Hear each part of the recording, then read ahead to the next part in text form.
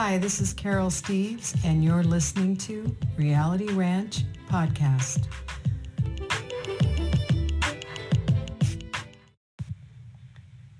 Today is April 24th, 2020. So in my last podcast, I talked about the wearing of masks during the coronavirus pandemic and my confusion I see with other people on what is appropriate for protection and what isn't. And since then, I have revised my thinking a little bit on what the mask wearing. I'm understanding that even if the masks provide limited protection, it does create a feeling of security in people and probably also helps the security of other people observing other people wearing masks. But at the same time, it's also creating, as I said last time, a false sense of security, and people become careless in their thinking that if they're wearing a homemade cloth mask or something that's untested, that they can get as close to other people as they like. So this is a really complicated issue. Who would have ever thought that?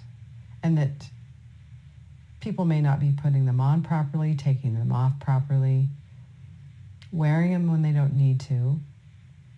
I just wanted to touch on that a little bit. On the subject of fear, I'd like to recount a story about a time when I was genuinely afraid. And it was recently, last fall, when Bill and I and a friend of ours were in Ouray, Colorado. It's a beautiful place. I highly recommend, once you're able to travel safely up there, that you visit if you live in the area. And there's the I think it's called the New Mexico Skyway, or it's the Colorado Skyway, something like that. I call it the highway to hell.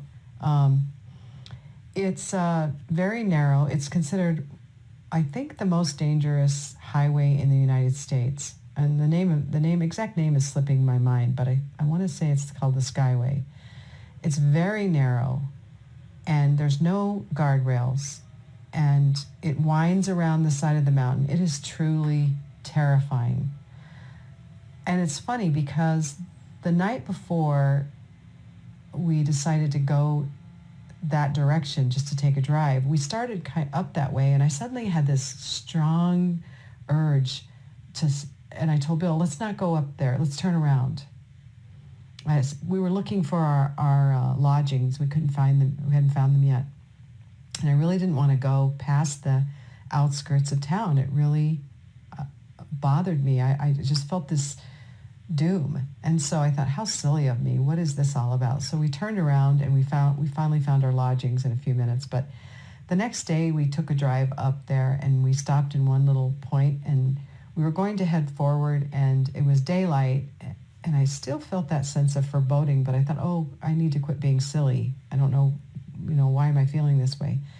And then we ended up on that road, and I don't know how Bill kept us cool. I was so frightened. I was sweating. I stayed really quiet, but I said to him, as soon as you can turn around, please do so. I was so scared. So my guest today is Patrick McKnight. Patrick is a FIGU passive member and the administrator of the Creational Truth website, a website dedicated to the dissemination of information related to FIGU and its various groups. Patrick lives in the southwestern United States and has dedicated much of the past 10 years to translating information from the original German and building this impressive website. Let's go now to my conversation with Patrick, recorded earlier this week.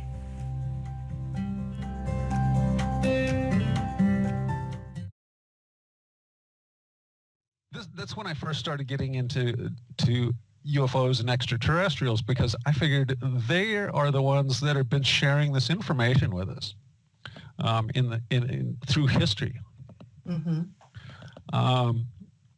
The strange thing was in junior high school, I was asked, for the first time in my life, someone asked me, I think it was one of the school counselors, what my long-term goals were. And no one had ever asked me that before. I answered them with, I had 3 goals. And at the time, it was step aboard a spacecraft. Number 2 is bring back the information. And 3 was share it. Share the information. And so, how did you react to that? Well, it was just a chuckle more than anything. But they accepted what I felt was my long-term goals. Okay. From then on, I started going to bookstores, the old bookstores, collecting every book I could on UFOs, trying to find a real one, as far as a real case. Right. Well, that went on and on. I graduated from high school, started working with this concert sound company, and started touring all over the United States with groups, everybody from Pat Boone, Lawrence Welk to Jethro Tull and Journey. These are some excerpts from my very interesting and informative podcast. You can find the podcast in its entirety on Anchor FM. Please check the video description below for more information and links. Thanks for watching.